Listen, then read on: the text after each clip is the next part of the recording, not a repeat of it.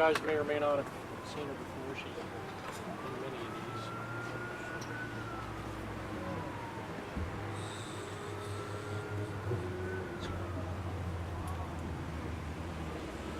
And Larry, I'll tell you, the way this is configured, let's have me move over there.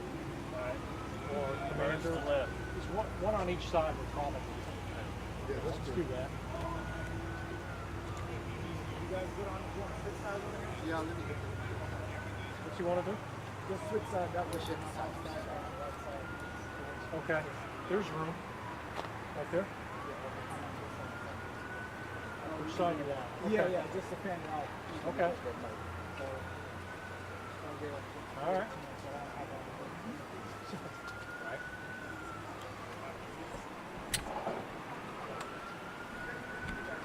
You guys need Chief Howard to do a sound check or anything?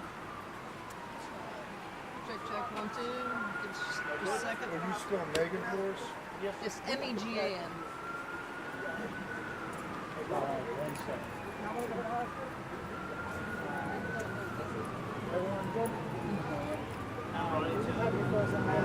Hold on 1 second. We got to make sure Larry's clear with that first.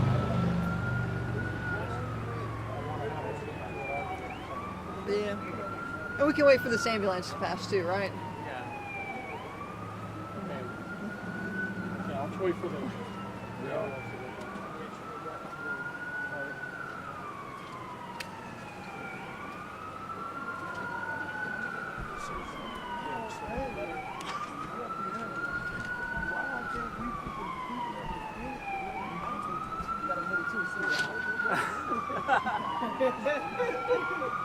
It needs to be just a little bit high. A little bit hot.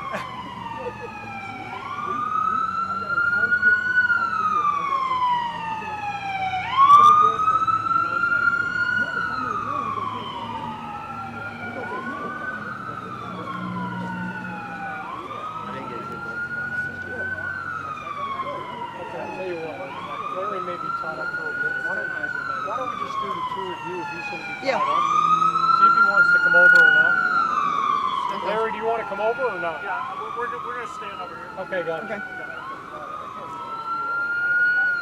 Wait for that to clear, Chief. Hold on. Oh, hold on. We got one coming to the other way now. All right. And, all right. Is everybody ready? Hold on 1 second, Chief. I'm going to hit it now and let you know. Okay.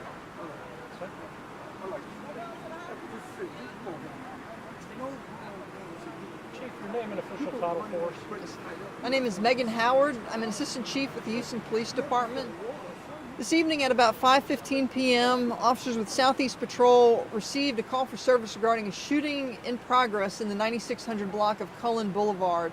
When they arrived, they found that there were two teenagers who had been shot, a 15-year-old male in the chest and then a 13-year-old female in one arm. Upon further investigation, what they were able to find out is this. There was two groups of juveniles, teenagers, who had some sort of altercation that began off-site at another location. Eventually, both groups ended up here. Altercation continued. Eventually, it turned physical, and also some adults came into the picture. One adult male, during the altercation, ends up discharging a pistol.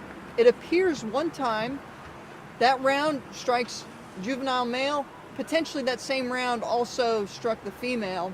At that time, the crowd disperses and officers arrive. That's where they find our two complainants, two teenagers who have been shot. At this time, we have investigators on scene from the Major Assaults and Family Violence Division. That's why I have with me here Commander Jonathan Halliday. And investigators have been working to interview all of the witnesses who are here on scene and process evidence. We have crime scene units on scene processing evidence. Both teenagers were transported to area hospitals. The male is going to be in critical condition right now. The female is going to be in stable condition. And again, right now, investigators are going through the information, the evidence.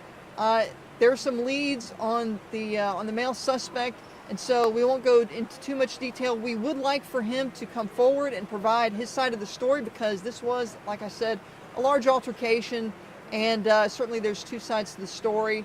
Not quite sure why he ended up producing the pistol, but that's where we are right now.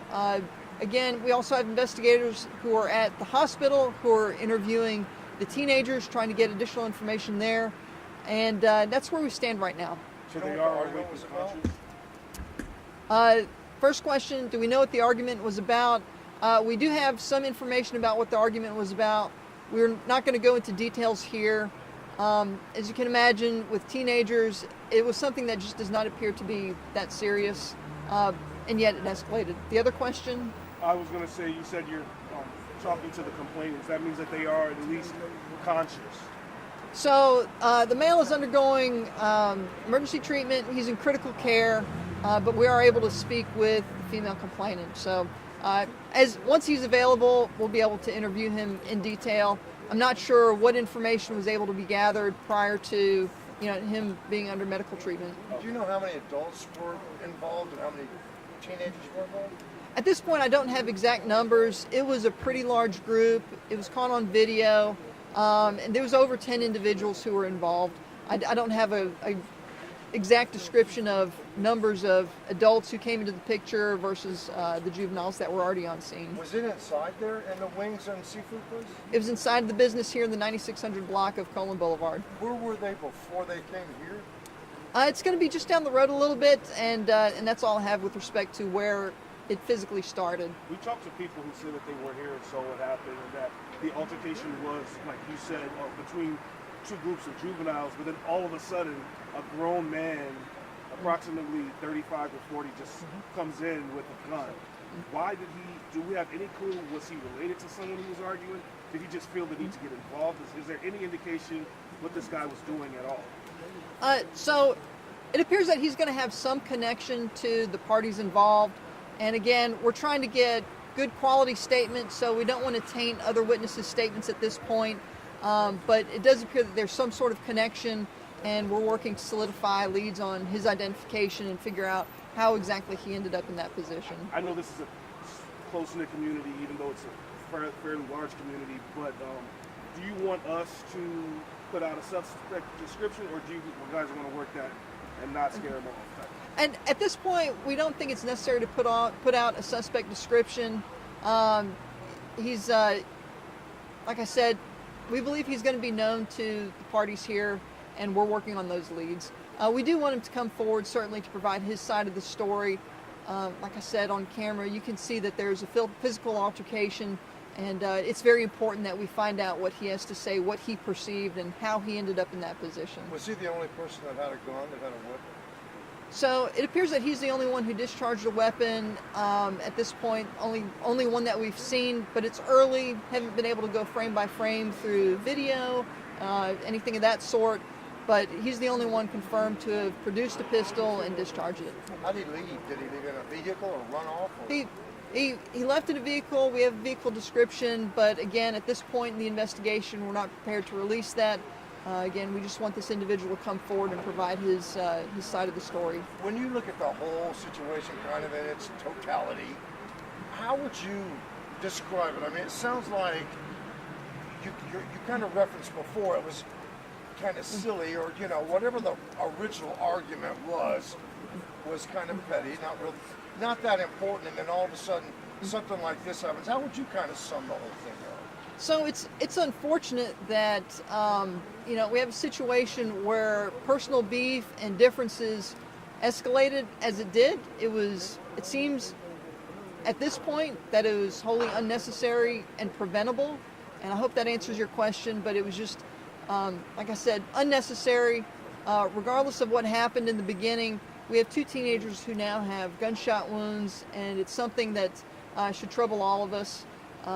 So it was unnecessary, it escalated, and that's pretty much all we have regarding the origin. That was a question. Are you guys going to release the video to us, or is that part of the investigation? So that's part of the investigation right now, and if we get to a point where we need to release it, we'll do that. But it's all caught on video from your understanding? There was good video of the incident. And just really quickly, I don't know if I missed this, but do you know how many shots were actually fired? It appears at this time that it was just one. There could have been a second shot, but it appears that there was just one bullet, and that one unfortunately struck not one but two of these teenagers. So it hit, do we know if it hit the girl first and then the boy, or was it just, I guess, did the bullet just go through one and then onto the next? Right, so it appears that it went through the male and then struck the female. Thank you, Chief. Thank you. Thank you so much. Thank you all. Oh, turn around, yeah.